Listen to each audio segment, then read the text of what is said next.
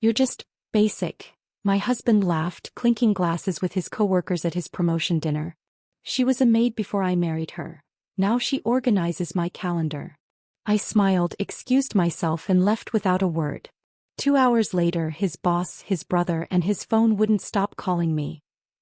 Just delete that text, I heard Brandon hiss into his phone as I rounded the corner into our kitchen. He fumbled the device, nearly dropping it into his morning coffee before noticing me. His expression shifted so quickly it was almost comical. From panic to that practiced smile he wore at company functions. "Morning, babe. Just work stuff." I smiled back, my face a perfect mask as I handed him his freshly ironed shirt. "Your 9 a.m. with the Henderson account was moved to 10:30. I've updated your calendar." What I didn't tell him was that I'd also updated my own hidden calendar, marking another suspicious early morning text with a red flag, the 17th this month. 6 months ago I wouldn't have noticed. 6 months ago I was still the trusting wife who believed her husband when he said he was working late. Then came the text that changed everything. A message from Jennifer that popped up while Brandon was in the shower. "Last night was amazing. Can't wait until Katie's visiting her mom next weekend." That text was now preserved, screenshot and encrypted in what I called my insurance policy, a hidden folder buried deep in my cloud storage. The irony wasn't lost on me that Brandon had once laughed at my technologically challenged questions, patiently showing me how to use the very same backup systems I now use to document his betrayal. "You know what, honey?" Brandon said, adjusting his tie in the hallway mirror. "You're so good with all this organizing stuff. I don't know what I'd do without my calendar girl." He pecked me on the cheek, the scent of unfamiliar perfume barely detectable beneath his cologne. "Just doing what I do best," I replied, already mentally calculating when I could check the tracking software I'd installed on his phone during one of his deep post-affair slumbers. The same software had already logged 3 visits to the Westlake Hotel in the past month alone. My previous job as a maid at that very hotel had taught me more than how to fold fitted sheets. I'd learned to be invisible, to observe without being observed, to piece together stories from the evidence people carelessly left behind. The hotel manager still greeted me warmly when I, accidentally, ran into him while shopping. He had no idea that our casual conversations about hotel renovations gave me perfect cover to confirm which room had been booked under Brandon's corporate account on the nights he was working late.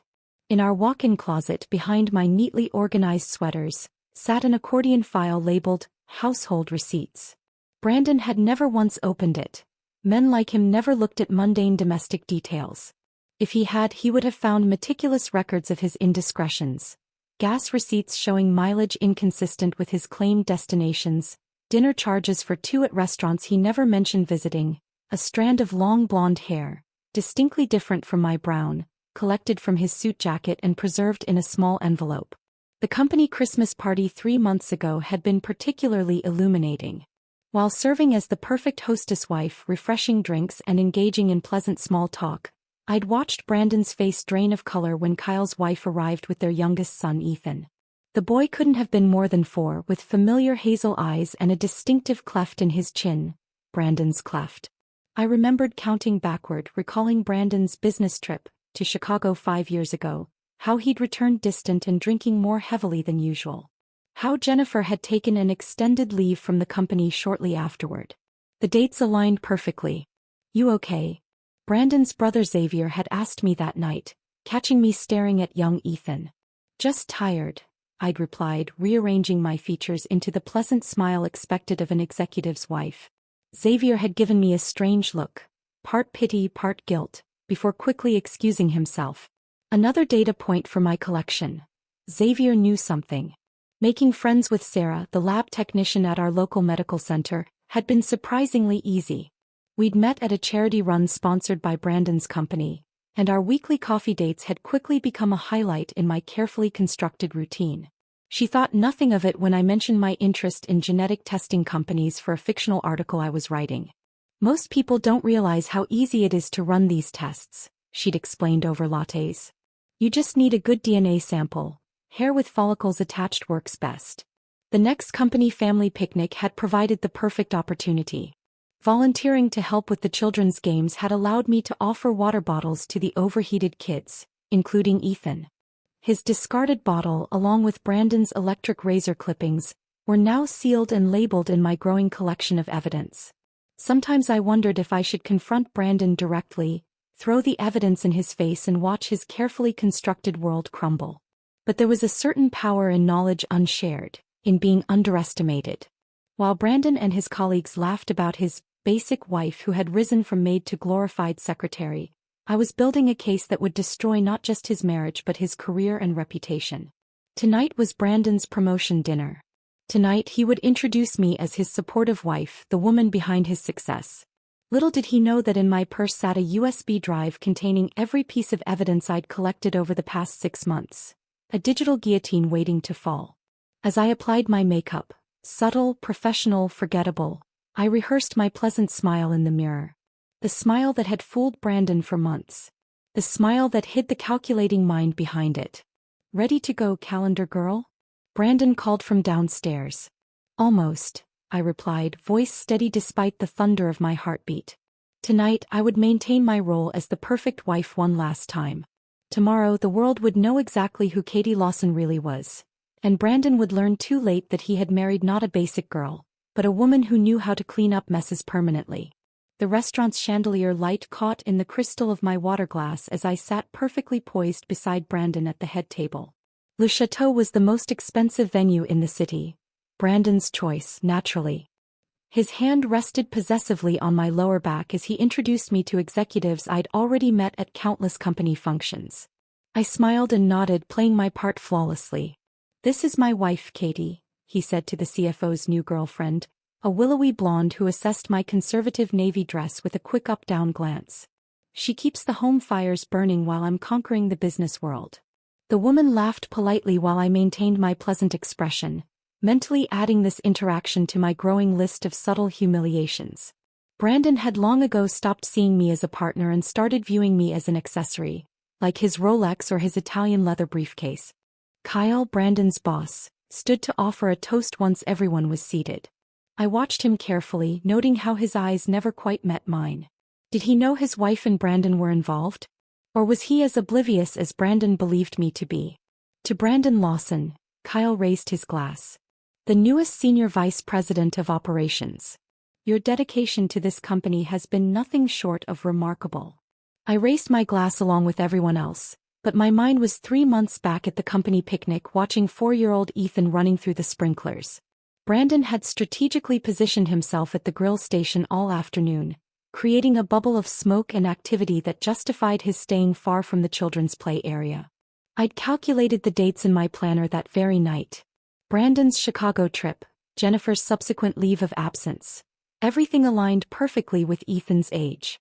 "And of course," Kyle continued, "behind every successful man is a supportive woman. To Katie for being Brandon's rock, doormat, calendar girl." I'd heard it all. I sipped my champagne, letting the bitter bubbles match my mood. When dinner arrived, Brandon was already 2 drinks in and growing louder with each toast in his honor. The sales director asked how we'd met and Brandon launched into his favorite anecdote. "She was actually a maid at the Westlake," he said, gesturing toward me with his fork. "Can you believe it? Cleaning rooms by day, taking night classes. I checked in during that Milwaukee account crisis. Remember that disaster, Kyle? And she brought extra towels to my room." He winked at his colleagues.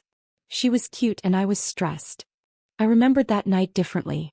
I remembered a kind-eyed man who had seemed genuinely interested in my literature studies, who had asked thoughtful questions and treated me with respect.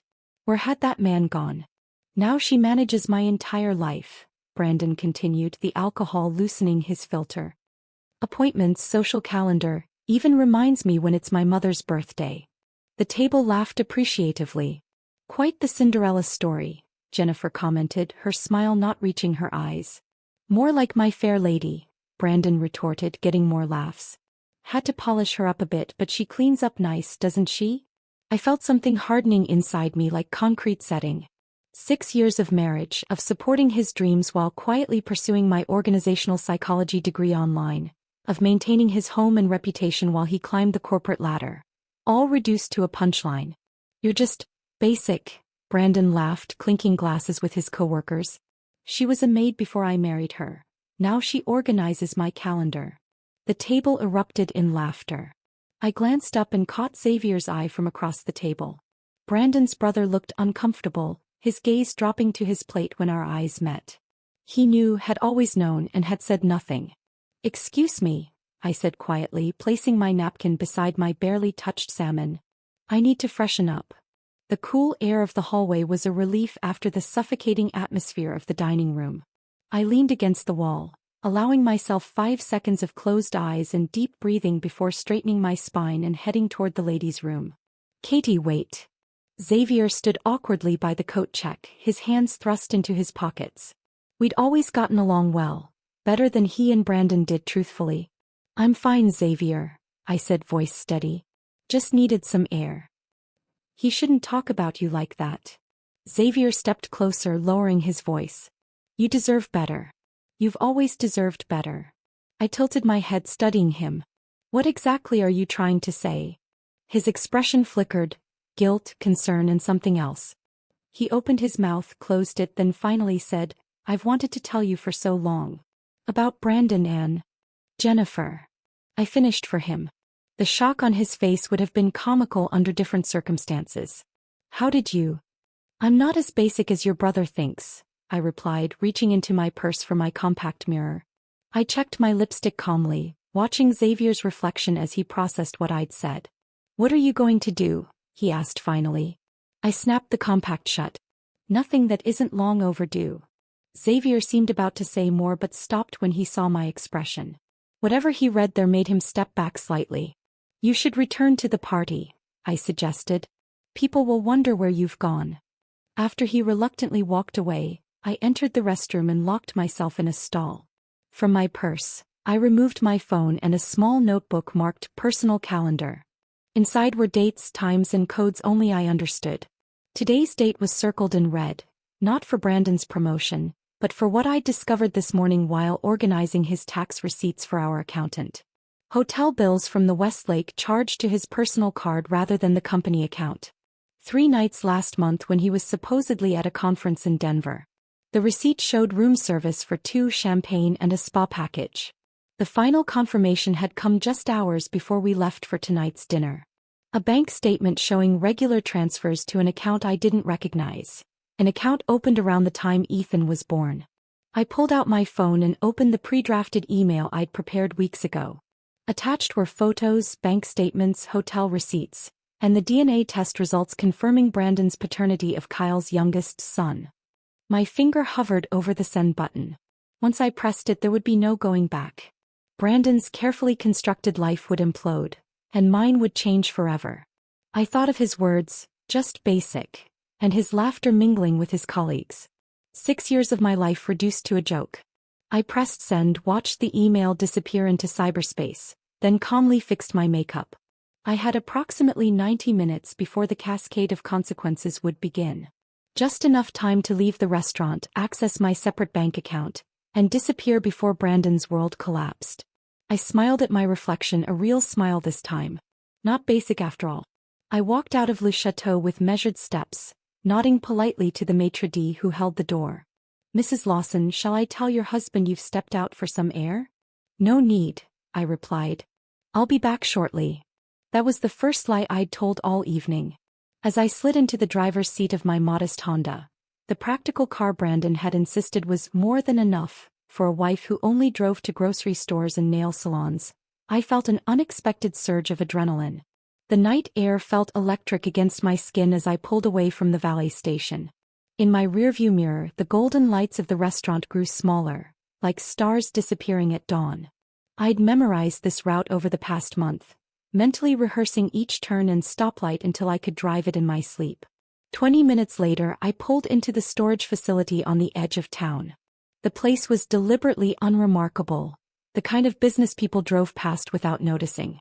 I'd chosen it specifically for its anonymity, paying 6 months in advance with cash under my maiden name. The security guard nodded as I swiped my access card. "Evening, Ms. Reynolds." "Evening, Chuck," I replied, using the friendly but forgettable tone I'd perfected as Brandon's wife. Another skill he'd never appreciated. Unit 247 looked like all the others. A metal door with a simple combination lock. Inside was an ordinary-looking cardboard box labeled college textbooks. Brandon had never questioned why I kept my old organizational psychology textbooks. He'd never asked about my studies at all, really. Inside the box, beneath a layer of actual textbooks, sat my insurance policy. A laptop I'd purchased with cash at a pawn shop, never connected to our home network, and a waterproof case containing thumb drives with multiple backups of all my evidence. I powered up the laptop and connected to the mobile hotspot I'd activated under yet another name. Digital footprints were easy to track if you weren't careful, and I'd been extraordinarily careful. Though I'd already sent the initial email from the restaurant, there were still contingency plans to activate. I logged into the secure email account I'd created months ago, specifically for tonight. In the drafts folder waited 3 additional emails, each scheduled to deploy if certain conditions were met. The first contained the video footage. Brandon had always been paranoid about security, installing an elaborate camera system throughout our home after a neighbor's break-in 3 years ago. What he didn't know was that I'd repositioned 2 of those cameras last year, angling them to capture our living room couch and the entrance to our guest bedroom, Jennifer's favorite locations when she visited during my errands. I clicked on one video file just to confirm it was the right one. The timestamp showed 3 weeks ago while I was supposedly at my book club.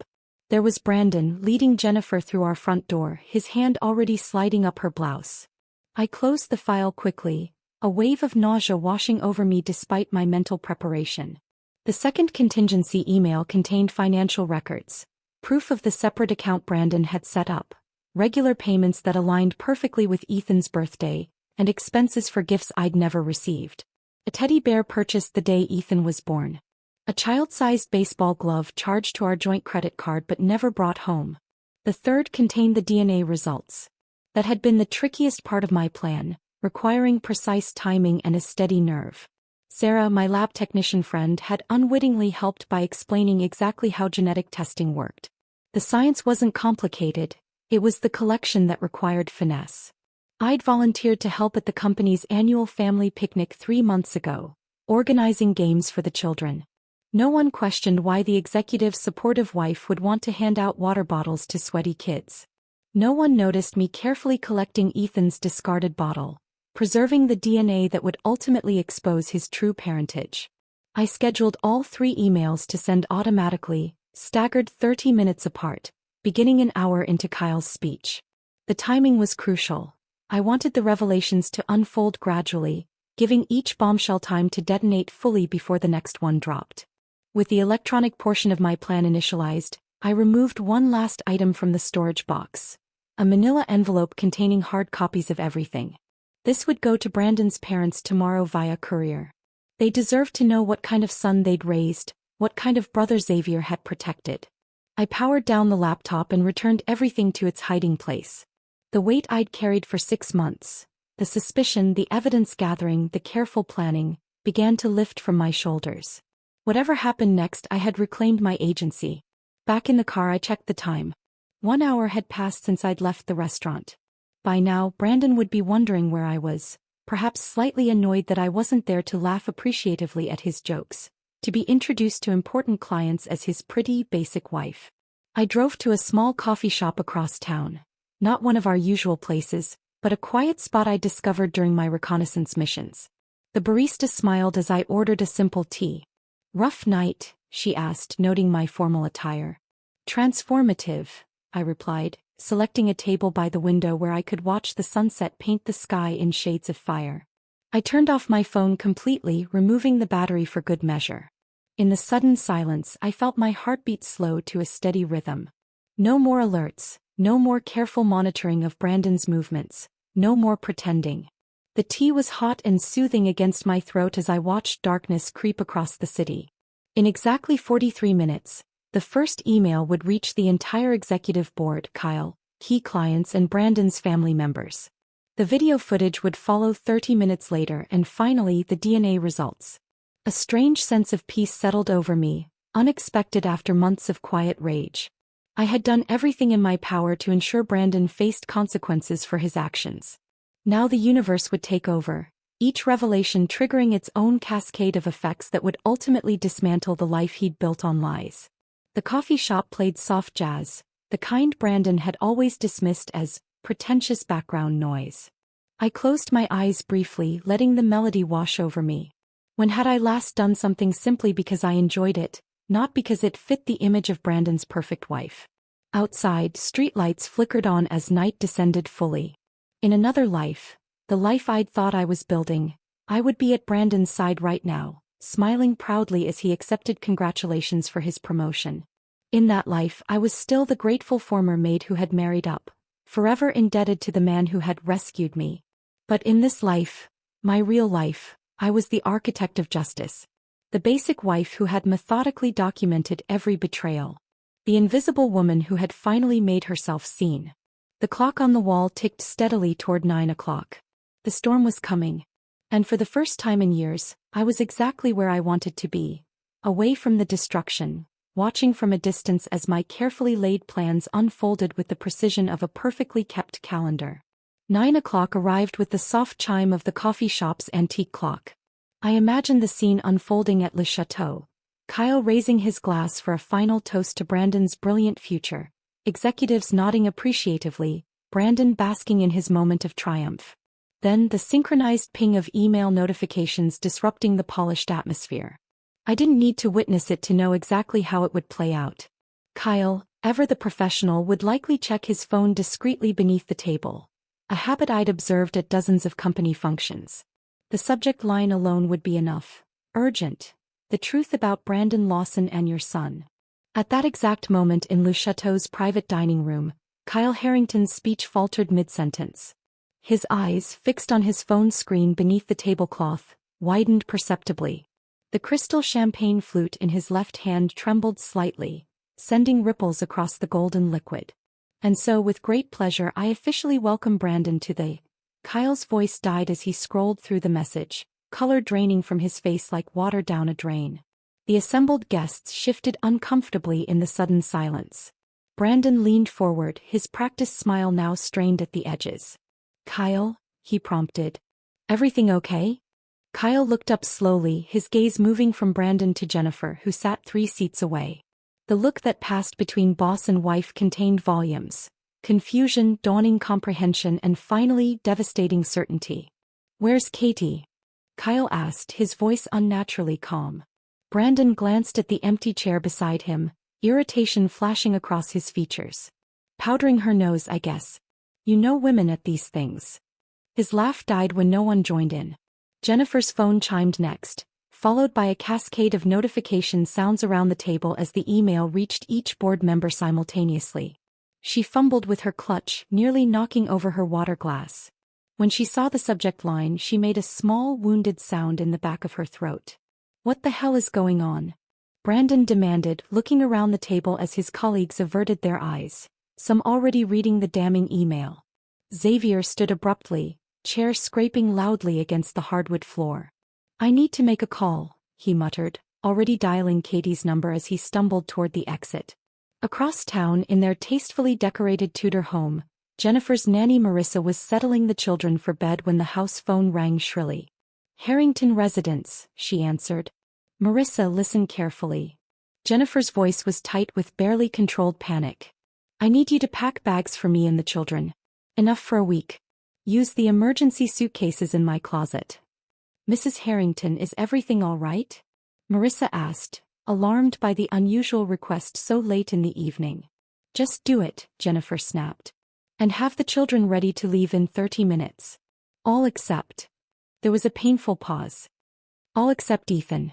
He'll be staying with his father tonight." Marissa's gaze drifted to the hallway where 4-year-old Ethan was brushing his teeth, blissfully unaware that his world was shattering around him. Meanwhile, at the Golden Palm restaurant across town, Eleanor and Richard Lawson were celebrating their 40th wedding anniversary when both their phones lit up simultaneously. "No work calls on our special night," Eleanor chided her husband as he reached for his device. "The boys promised they wouldn't disturb us unless it was an emergency." Richard's face grew increasingly grave as he read the email. "Ellie," he said softly, "you need to see this." Eleanor's hand flew to her mouth as she scrolled through the evidence of her son's betrayal. "That poor child," she whispered, tears welling in her eyes. "And Katie, All this time. Richard's hands clenched into fists. Xavier knew, he said, pointing to a text exchange included in the evidence. He's known for years and said nothing. Protected his brother while that poor girl suffered in silence. Eleanor's shoulders slumped as the weight of the revelation crashed down upon her. We raced them better than this, Richard. What happened to our boys? Richard signaled for the check, their celebration forgotten. I don't know who those men are, Ellie. But they're not the sons we thought we raised. Back at Le Chateau, chaos had fully erupted. Brandon, finally grasping the magnitude of what was happening, longed for Kyle's phone. This is a mistake, he insisted, voice rising as heads turned from nearby tables. Some kind of sick joke. Katie would never. Your wife, Kyle said with deadly calm, has provided video evidence of you and my wife in our home. My home, Lawson. Where my children sleep. Jennifer had retreated to a corner, speaking rapidly into her phone, her free hand gesturing frantically as she issued instructions to the nanny. Board member Diane Thompson was already making calls of her own. We need to convene an emergency meeting. Tonight. This impacts the Henderson merger. They've been copied on the email. Her practiced crisis management tone couldn't fully mask her shock. We need a statement prepared before the morning news cycle. The restaurant manager hovered anxiously at the periphery, sensing the imploding celebration but unsure how to intervene. Brandon's phone buzzed incessantly. Colleagues who had left early, friends who had been copied on the email, his parents trying desperately to reach him. Each vibration represented another pillar of his life crumbling. She can't do this to me, he muttered, repeatedly calling Katie's number only to be sent straight to voicemail. She's nothing without me. Nothing. Xavier returned ashen-faced to find Brandon wild-eyed and desperate. She's not answering, Xavier said. I've tried calling her 10 times. You knew, Brandon accused, rounding on his brother. You knew about Jennifer and said nothing. Like you would have listened, Xavier retorted, years of resentment bubbling to the surface. You never listened to anyone, Brandon. That's why Katie left. You never saw her, never heard her. She was just furniture to you. Convenient, useful furniture. Kyle, who had been reading through the second email, the one containing financial records, looked up with renewed horror. You've been paying child support, he said, voice hollow. For my son. My son. The last words emerged as a broken whisper. Jennifer moved toward him, reaching out a placating hand. Kyle, please, we need to discuss this privately. Don't touch me, Kyle hissed, recoiling from her. Don't ever touch me again. Outside, media vans were already arriving, tipped off by someone inside about the unfolding drama. Flashbulbs illuminated the restaurant's elegant facade, capturing board members as they hurried to their cars, faces grim. By midnight, #Lawson scandal was trending on social media. Anonymous sources from within the company leaked snippets of the story, each version more sensational than the last. The company's stock price began to fluctuate in Asian markets, the first ripples of financial fallout.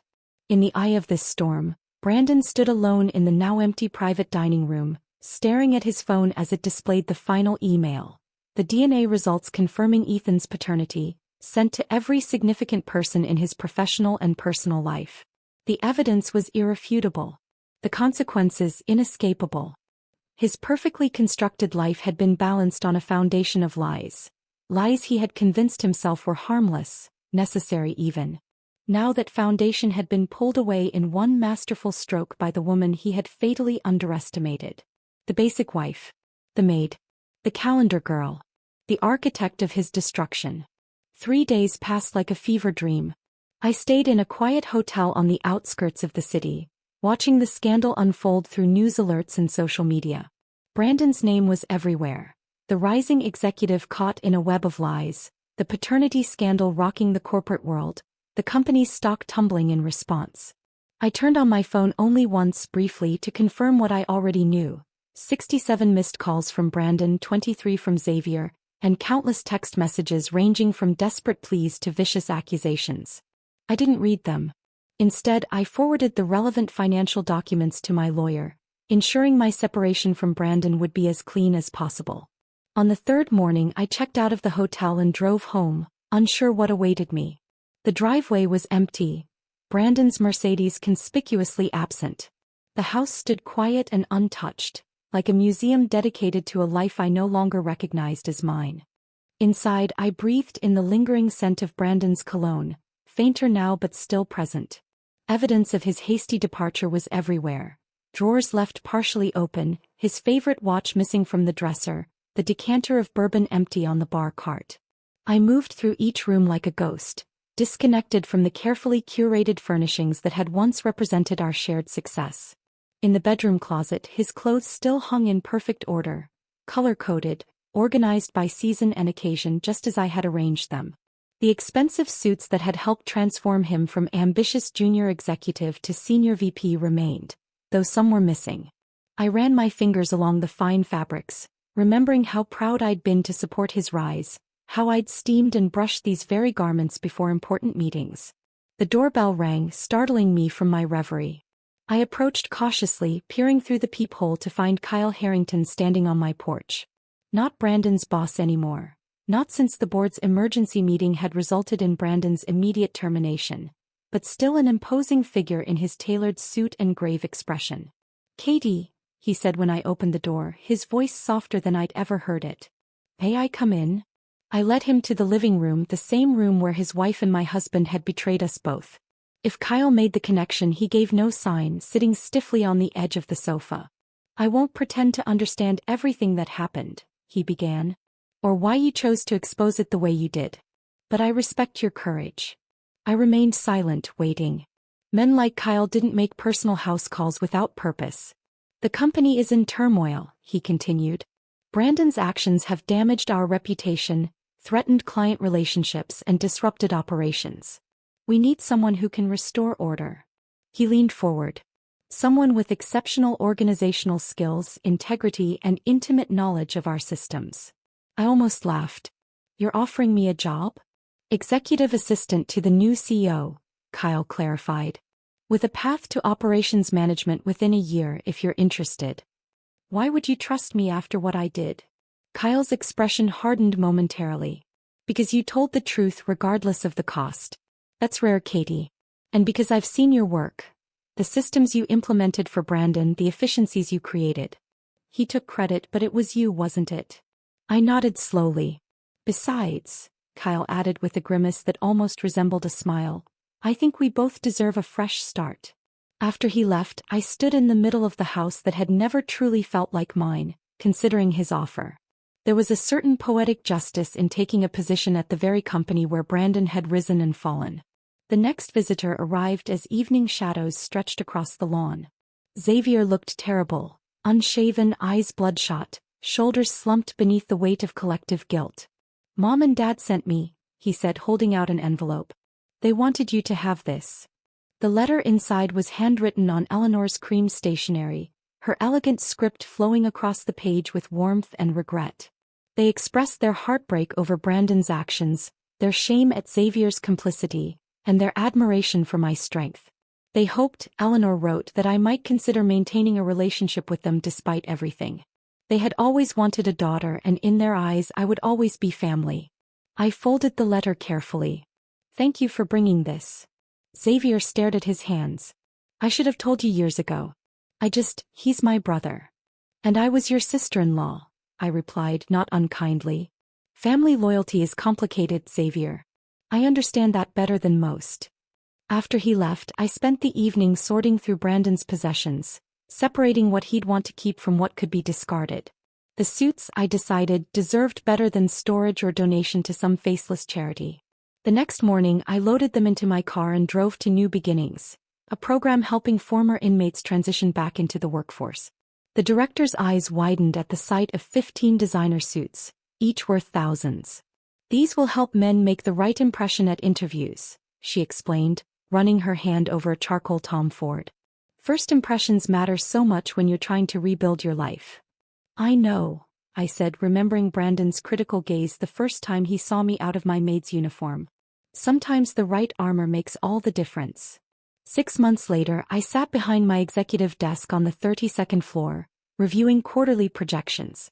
The company had weathered the scandal, emerging stronger under new leadership. My promotion to operations director had come 3 months ahead of schedule, My reorganization of key systems saving the company millions in the aftermath of Brandon's departure. My assistant knocked lightly before entering. Delivery for you, Ms. Reynolds. Inside the envelope was a single sheet of paper. Brandon's distinctive handwriting immediately recognizable. I had heard through mutual connections that he'd moved to Chicago, accepting a lower-level position at a smaller firm, his reputation permanently tarnished by the scandal. Katie, the letter began. I've written this letter 100 times in my head. Nothing seems adequate. I was wrong, about you, about us, about everything that mattered. I didn't see you because I couldn't see past myself. You were never basic. You were extraordinary and I was too blind to recognize it. I'm sorry. I folded the letter methodically, creasing it with my fingernail before placing it in a folder labeled Closed Accounts in my bottom drawer. No anger, no satisfaction, no regret. Just the quiet acknowledgement that this chapter of my life was complete. Through the floor-to-ceiling windows of my office, I could see the city stretching toward the horizon, the same view Brandon had coveted for years. But unlike him, I didn't measure my worth by the height of my office or the prestige of my title.